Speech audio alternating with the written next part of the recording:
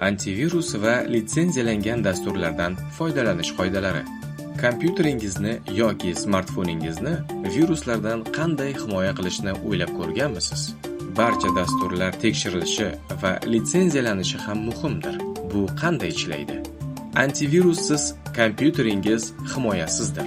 Sizning kompyuteringizda zararli dasturlarni yuqtirishi yoki muhim ma'lumotlarni yo'qotish xavfi bor. Antivirus bo'yicha maslahatlar. Ishonchli manbalardan antivirusni tanlang yoki keng qamrovli xavfsizlik tizimini o'rnating. Antivirusni faqat rasmiy saytlardan yangilang. Eskirgan bazalar yangi tahdidlardan himoya qilmaydi. Skanerlashni haftada kamida 1 marta amalga oshiring.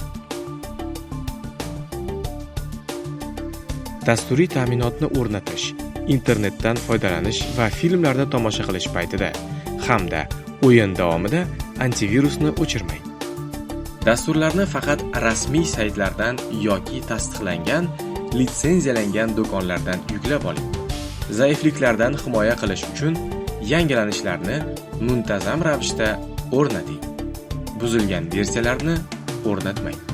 Huquqiy xavflardan tashqari, ular ko'pincha viruslar va josuslik modullarini o'z ichiga oladi. Litsenziya kalitlari va parollarini xavfsiz joyda saqlang. Zamonaviy antivirus bu sizning shaxsiy ma'lumotlaringizning ishonchli qo'riqchisidir.